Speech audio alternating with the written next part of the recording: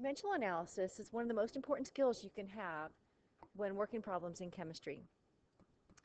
The bottom line in dimensional analysis is that the conversion factors actually equal 1, so that whenever you multiply a number by a conversion factor, you're really not changing its value, you're just changing its unit.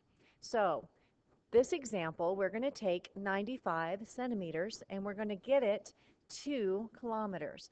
Now, to be able to do this, we need to know the conversion factors. So we're going to actually go through meter. To start off with, I'm writing down 95 centimeters, and I'm going to use a t-table for this particular example.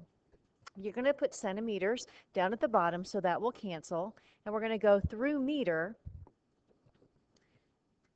and then just fill in the values. I know that for every 1 meter, there is 100 centimeters. So this value here, the 1 meter and 100 centimeters, actually equals 1.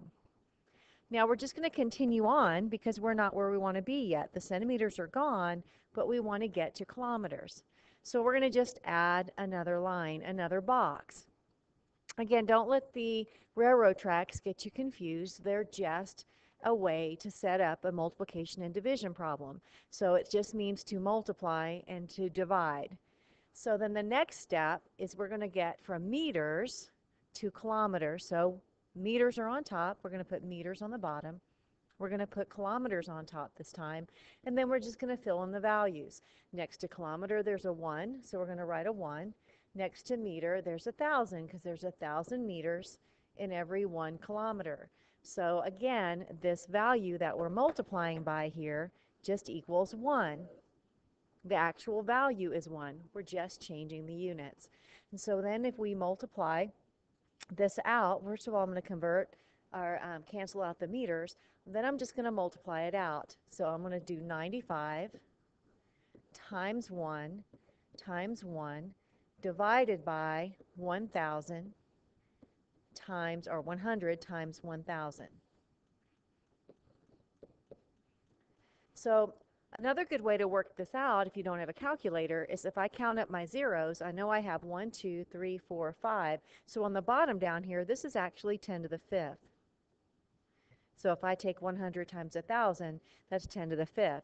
So 95 divided by 10 to the 5th would be 95 times 10 to the negative 5, because when you move up an exponent, or when you change its position, if it goes from bottom to top, it changes to a negative. So in this case, to put this in proper form, it's going to be 9.5 times 10 to the minus 4.